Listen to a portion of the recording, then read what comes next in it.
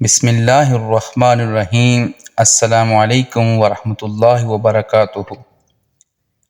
آج آپ کی توجہ ایک اہم مسئلے کی طرف مبذول کرانا چاہتا ہوں کہ گندم سے عشر کیسے نکالیں اور عشر نہ دینے والوں کے بارے میں کیا وعید آئی ہے۔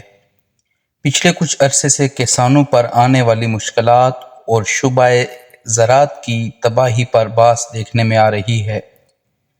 زراعت کے زوال کے باعث عام آدمی کی زندگی بھی متاثر ہو چکی ہے۔ بہت سے لوگ اس کی مختلف وضاحتیں پیش کرتے ہیں، لیکن میرے حساب سے اس مسئلے کی بڑی وجہ صرف ایک ہے، وہ عشر کی عدم ادائیگی ہے۔ سب سے پہلے بتاتا چلوں کہ عشر کیا ہے۔ عشر کے لغوی معنی 10واں حصہ، لیکن اصطلاح میں عشر سے مراد پیداوار کی زکوٰۃ، جو بعض زمینوں میں پیداوار کا 10واں حصہ ہوتی ہے اور بعض زمینوں میں پیداوار کا 20واں حصہ ہوتی ہے۔ عشر زمین کی زکوٰۃ ہے۔ جس طرح زکوٰۃ مال کو پاک کرتی ہے، عشر زکوٰۃ میں سے حاصل ہونے والی پیداوار کو پاک کرتی ہے۔ عشر پیداوار اور اس سے حاصل ہونے والے منافع کو غریبوں، ناداروں اور ضرورت مندوں کے حقوق سے پاک کرتی ہے اور اس کی کفالت اور پیداوار میں برکت کا باعث بنتی ہے۔ شاید عشر کا ادا نہ کرنا ہی ہماری زراعت کی تباہی کا باعث ہے۔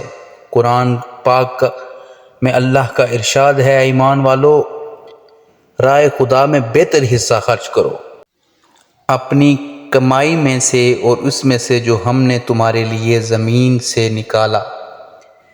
حضور اکرم صلی اللہ علیہ وسلم نے بھی ارشاد فرمایا، جو زمین بارش یا چشمے کے پانی سے سیراب ہوتی ہے یا قدرتی نالوں کا پانی سیراب کرتا ہے، اس میں عشر واجب ہے، اور جو زمین کنویں وغیرہ سے پانی کھینچ کے سیراب ہو اس پر آدھا عشر ہے، یعنی نصف عشر، یعنی کل مال کا 20واں حصہ۔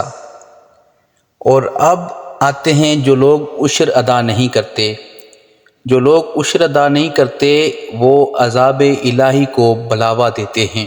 آج ہماری فصلیں، صحت، معیشت سے ہمارا حال ظاہر ہے۔ بے شک اس تباہی کی اور بھی وجوہات ہیں، مگر عشر کا ادا نہ ہونا بھی اس وبال کا باعث ہے۔